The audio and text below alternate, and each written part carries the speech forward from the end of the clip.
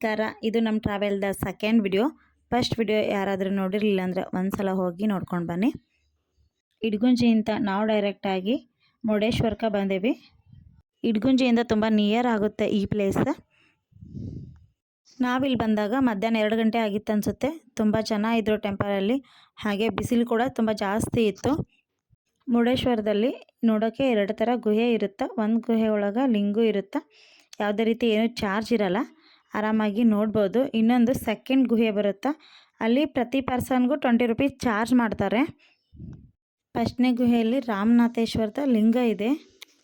ಎರಡನೇ ಗುಹೆಯಲ್ಲಿ ಒಂಥರ ನಿಮಗೆ ಇಲ್ಲಿ ಕಾಣಿಸೋ ರೀತಿ ಸ್ಟ್ಯಾಚ್ಯುಗಳಿವೆ. ಒಂದೊಂದು ಸ್ಟ್ಯಾಚ್ಯುನೂ ಒಂದೊಂದು ಸ್ಟೋರಿ ಹೇಳ್ತವೆ. ಇಲ್ಲಿ ಇಡಗುಂಜಿ ಗಣೇಶ ಆಗಿರ್ಬೋದು, ಗೋಕರ್ಣ, ಈ ಥರ ಬೇರೆ ಬೇರೆ ಸ್ಟ್ಯಾಚ್ಯು ಎಲ್ಲ ಇಲ್ಲಿ ಮಾಡಿದ್ದಾರೆ. ಇದನ್ನೆಲ್ಲ ನೋಡಿಕೊಂಡು ಇಲ್ಲಿದಿಂದ ನಾವು ಹೊರಗಡೆ ಬಂದೇವಿ.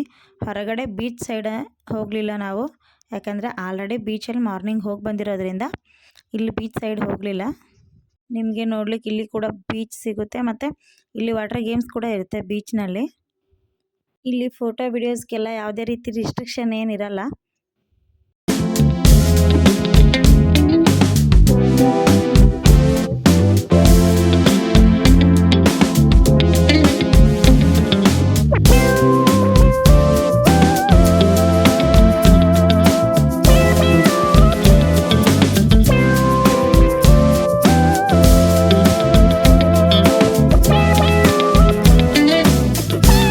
ಮುರುಡೇಶ್ವರದಿಂದ ನಾವು ಡೈರೆಕ್ಟಾಗಿ ಬಂದಿರೋದು ಉಡುಪಿ ಮಾಲ್ಪೆ ಬೀಚ್ಗೆ. ನಾವು ಬರೋ ಅಷ್ಟರಲ್ಲಿ ಸಾಯಂಕಾಲ 4:15 ಆಗಿತ್ತು. ನಾವು ಕೂಡ ಸನ್ಸೆಟ್ ನೋಡ್ಬೇಕಂತ ಹೇಳಿ ಡೈರೆಕ್ಟಾಗಿ ಬೀಚ್ ಸೈಡನ್ನು ಬಂದಿದ್ದೇವೆ. ನಾವು ಬಂದಿರೋದು ಸಾಯಂಕಾಲ ಆಗಿರೋದ್ರಿಂದ ತುಂಬ ಚೆನ್ನಾಗಿದ್ರು ಬೀಚ್ ಸೈಡ್. ಅದೇ ಥರ ಇಲ್ಲಿ ತುಂಬ ಆ್ಯಕ್ಟಿವಿಟೀಸ್ ಇರ್ತವೆ, ಗೇಮ್ಸ್ ಕೂಡ ಇಲ್ಲಿ ತುಂಬ ಜಾಸ್ತಿ, ಹೀಗಾಗಿ ಜನ ಕೂಡ ಇಲ್ಲಿ ಜಾಸ್ತಿ ಇರ್ತಾರೆ ಯಾವಾಗಲೂ. ಇಲ್ಲಿ ಕೂಡ ನಿಮ್ಗೆ ಡ್ರೆಸ್ ಚೇಂಜಿಂಗ್ ರೂಮ, ಲಗೇಜ್ ರೂಮ ಎಲ್ಲ ಸಿಗ್ತಾವ. ಇಲ್ಲಿ ಬೀಚ್ ಒಳಗೆ ಹೋಗ್ಲಿಕ್ಕೆ ಯಾವುದೇ ಎಂಟ್ರಿ ಫೀಸ್ ಇರಲ್ಲ, ಬಟ್ ಇಲ್ಲಿ ಗೇಮ್ ಆಡಬೇಕಂದ್ರೆ ತುಂಬ ಚಾರ್ಜ್ ಇರುತ್ತೆ. ಇಲ್ಲಿ ಒಂದೊಂದು ಗೇಮಿಗೂ ಒಂದೊಂದು ಥರ ರೇಟ್ ಫಿಕ್ಸ್ ಇರುತ್ತೆ. ಇಲ್ಲಿಂದ ಇಸ್ಲ್ಯಾಂಡ್ ಕೂಡ ಕರ್ಕೊಂಡು ಹೋಗ್ತಾರೆ. ಇಸ್ಲ್ಯಾಂಡ್ಗೆ ಪರ್ ಪರ್ಸನ್ 400 ಚಾರ್ಜ್ ಮಾಡ್ತಾರೆ. ಆಮೇಲೆ ಬೋಟ್ ರೈಡಿಂಗ್ ಮಾಡಬೇಕಂದ್ರೆ ಪರ್ ಪರ್ಸನ್ 200 ರೂಪೀಸ್ ಚಾರ್ಜ್. ಪ್ಯಾರಾಚೂಟಲ್ಲಿ ಹೋಗ್ಬೇಕಂದ್ರೆ ಪರ್ ಪರ್ಸನ್ 400. ಅದೇ ಥರ ಬೈಕ್ ಹೋಗ್ಬೇಕಂದ್ರೆ ಪರ್ ಪರ್ಸನ್ 600 ಇರುತ್ತೆ. ಈ ಥರ ಪ್ರತಿಯೊಂದು ಗೇಮ್ಸ್ಗೂ ಅದರದ್ದೇ ಆದ ರೇಟ್ ಕೂಡ ಇರುತ್ತೆ. ಇಲ್ಲಿ ಮಕ್ಕಳಿಗೂ ತುಂಬ ಗೇಮ್ಸ್ಗಳಿರ್ತಾವೆ. ಇಲ್ಲಿ ನೀರಲ್ಲಿ ಸಾಯಂಕಾಲ 6ರಿಂದ 6:30 ಲಾಸ್ಟ್, ಅದ್ರ ಮೇಲೆ ನೀರಲ್ಲಿ ಆಟ ಆಡೋಕ್ಕೆ ಬಿಡೋದಿಲ್ಲ.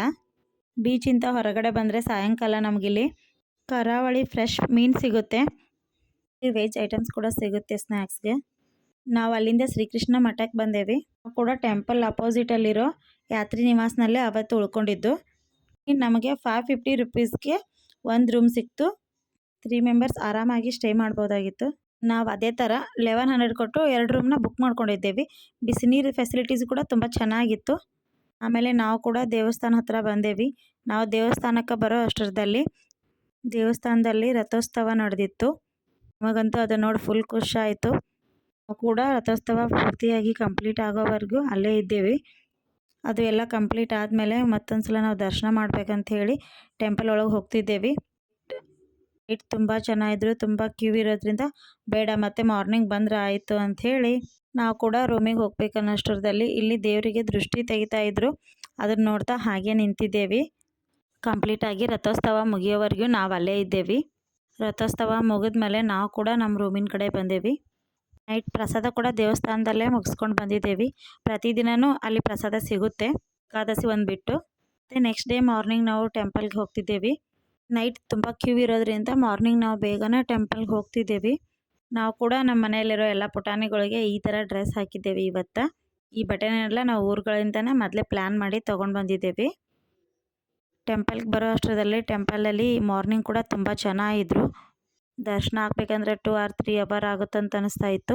ಹೀಗಾಗಿ ನಾವು ಕೂಡ ಇಲ್ಲಿ ದರ್ಶನ ಮಾಡಲಿಕ್ಕೆ ಸ್ಪೆಷಲ್ ಟಿಕೆಟ್ ತೊಗೊಂಡೇವಿ. ಸ್ಪೆಷಲ್ ದರ್ಶನ ಟಿಕೆಟ್ಗೆ 200 ಪರ್ ಪರ್ಸನ್ ಚಾರ್ಜ್ ಮಾಡ್ತಾರೆ. ಇಲ್ಲಿ ದೇವಸ್ಥಾನದ ಒಳಗಡೆ ಮೊಬೈಲ್ ಅಲೌ ಇರಲಿಲ್ಲ, ಬಟ್ ಹೊರಗಡೆ ಎಲ್ಲ ಫೋಟೋಸ್ ವಿಡಿಯೋಸ್ ಅಲೌ ಇತ್ತು.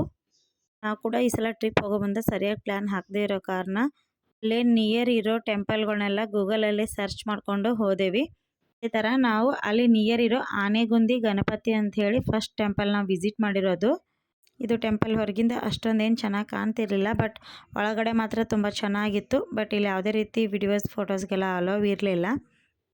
ಇಲ್ಲಿಂದ ಈ ಟೆಂಪಲ್ ನೋಡಿಕೊಂಡು ಇದ್ರ ನಿಯರ್ ಆಗಿರೋ ಮತ್ತೊಂದು ಪ್ಲೇಸ್, ಅದು ಕೂಡ ನಮಗೆ ಗೂಗಲ್ನಲ್ಲೇ ಸಿಕ್ಕಿದ್ದು.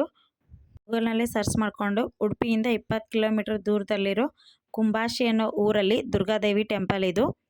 ಟೆಂಪಲ್ ಮಾತ್ರ ತುಂಬ ಚೆನ್ನಾಗಿದೆ. ಈ ಸೈಡ್ ಉಡುಪಿ ಸೈಡೆಲ್ಲ ಹೋದಾಕಾರ ಈ ಟೆಂಪಲ್ ಮಾತ್ರ ಮಿಸ್ ಮಾಡಬೇಡಿ. ಟೆಂಪಲ್ ಒಳಗೆ ಕೂಡ ತುಂಬ ಚೆನ್ನಾಗಿ ಮಾಡಿದ್ದಾರೆ. ಇಂಟೀರಿಯರ್ ಡಿಸೈನ್ ಆಗಿರ್ಬೋದು ಎಲ್ಲನೂ ತುಂಬ ಚೆನ್ನಾಗಿದೆ. ಈ ಟೆಂಪಲ್ನಲ್ಲಿ ಒಳಗಡೆ ಮೊಬೈಲ್ ಅಲೋವ್ ಇರಲಿಲ್ಲ, ಹೀಗಾಗಿ ಯಾವುದೇ ರೀತಿ ಫೋಟೋಸ್ ವಿಡಿಯೋಸ್ ಮಾಡಲಿಲ್ಲ. ಬಟ್ ಟೆಂಪಲ್ ಮಾತ್ರ ತುಂಬ ಚೆನ್ನಾಗಿತ್ತು. ಈ ಟೆಂಪಲ್ ನೋಡಿಕೊಂಡು ನಾವು ಡೈರೆಕ್ಟಾಗಿ ಇಲ್ಲಿಂದ ಕೊಲ್ಲೂರು ಮೂಕಾಂಬಿಕೆಗೆ ಬಂದೇವಿ. ಯಾರಾದರೂ ಕೊಲ್ಲೂರಿಗೆ ಬಸ್ಸಿಗೆ ಬರೋರಿದ್ರೆ ಬಸ್ ಸ್ಟ್ಯಾಂಡ್ದಿಂದ ತುಂಬ ನಿಯರ್ ಆಗುತ್ತೆ ಈ ಟೆಂಪಲ್.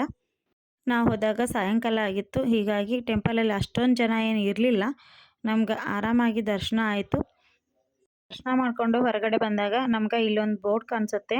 ಈ ಬೋರ್ಡಲ್ಲಿ ನಾವು ನೆಕ್ಸ್ಟ್ ಯಾವ ಊರಿಗೆ ಹೋಗ್ಬೇಕಂತ ಹೇಳಿ ತುಂಬ ಡೈರೆಕ್ಷನ್ ಕೊಟ್ಟಿದ್ರು. ನಾವು ಕೂಡ ಅಲ್ಲಿಂದ ಡೈರೆಕ್ಟಾಗಿ ಸಿಗಂದೂರು ಚೌಡೇಶ್ವರಿ ಟೆಂಪಲ್ಗೆ ಬಂದೇವಿ. ಮೊದಲೆಲ್ಲ ಇಲ್ಲಿ ಬ್ರಿಡ್ಜ್ ಇರಲಿಲ್ಲ ಅಂತ, ಬಟ್ ಇವಾಗ ಮಾತ್ರ ಬ್ರಿಡ್ಜ್ ಮಾಡಿದ್ದಾರೆ. ತುಂಬ ಚೆನ್ನಾಗಿತ್ತು ಬ್ರಿಡ್ಜ್.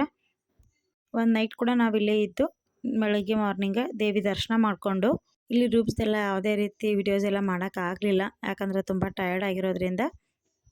ಇಲ್ಲಿ ಕೂಡ ಅಕ್ಷರಾಭ್ಯಾಸ ಮಾಡಿಸ್ತಾರೆ. ಅದಕ್ಕೊಂದು ಚಾರ್ಜ್ ಇರುತ್ತೆ. ಮತ್ತು ತುಲಾಭಾರ ಈ ಥರ ಬೇರೆ ಬೇರೆ ಎಲ್ಲ ಸೇವೆಗಳು ಇಲ್ಲಿ ಕೂಡ ಲಭ್ಯವಿದ್ದು, ನಾವು ಹೋದಾಗ ಟೆಂಪಲಲ್ಲಿ ಅಕ್ಷರಾಭ್ಯಾಸಕ್ಕೆ ರೆಡಿ ಮಾಡಿಟ್ಟಿದ್ರು.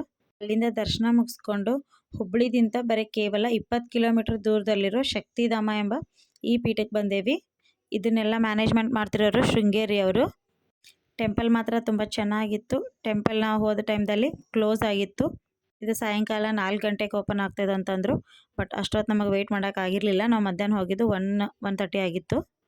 ಹೀಗಾಗಿ ಹೊರಗಿಂದನ ಟೆಂಪಲ್ ನಾವೆಲ್ಲ ನೋಡಿಕೊಂಡು, ಇಲ್ಲಿ ಯಾವುದೇ ರೀತಿ ಫೋಟೋಸ್ ವಿಡಿಯೋಸ್ಗೆಲ್ಲ ಅಲೋವ್ ಇರಲಿಲ್ಲ. ಪ್ರೀ ವೆಡ್ಡಿಂಗ್ ಶೂಟ್ ಕೂಡ ಈ ಟೆಂಪಲ್ನಲ್ಲಿ ಬ್ಯಾನ್ ಮಾಡಿದ್ದಾರೆ. ಹೀಗಾಗಿ ಹೊರಗಿಂದ ನನಗೆ ಎಷ್ಟಾಗುತ್ತೋ ಅಷ್ಟು ವಿಡಿಯೋಸ್ ಕವರ್ ಮಾಡ್ಕೊಂಡಿದ್ದೀನಿ. ಟೆಂಪಲ್ ಮಾತ್ರ ನೋಡೋಕೆ ತುಂಬ ಚೆನ್ನಾಗಿತ್ತು. ಈ ಸೈಡ್ ಹೋದಾಗ ಈ ಟೆಂಪಲ್ ಒಂದು ಸಲ ವಿಸಿಟ್ ಮಾಡಿರಿ. ಇಲ್ಲಿಂದ ನಾವು ಡೈರೆಕ್ಟ್ ಹುಬ್ಳಿಗೆ ಬಂದೇವಿ. ಹುಬ್ಳಿಯಲ್ಲಿ ಆರೂಢ ಸಿದ್ಧಾರೂಢವ್ರ ಮಠಕ್ಕೆ ಬಂದೇವಿ. ಆರೂಢ ಸಿದ್ಧಾರೂಢವ್ರ ಮಠ ನೋಡಿಕೊಂಡು ಇದೇ ಸಂಡೇ ಆರೂಢ ಆರತಿ ಅಂಥೇಳಿ ಒಂದು ಕಾರ್ಯಕ್ರಮನ ಹಮ್ಮಿಕೊಂಡಿದ್ರು. ಹುಬ್ಳಿಯಲ್ಲೇ 3000 ಮಠ ಅಂಥೇಳಿನೂ ಬರುತ್ತೆ. ಬಟ್ ನಮಗೆ ಟೈಮ್ ಇಲ್ಲದೆ ಇರೋದ್ರಿಂದ ನಾವು ಅಲ್ಲೆಲ್ಲ ಹೋಗಲಿಲ್ಲ. ಇದು ಒಂದು ಮಠ ನೋಡಿಕೊಂಡು ನಾವು ಸೀದಾ ನಮ್ಮ ಊರ ಕಡೆ ಬಂದೇವಿ.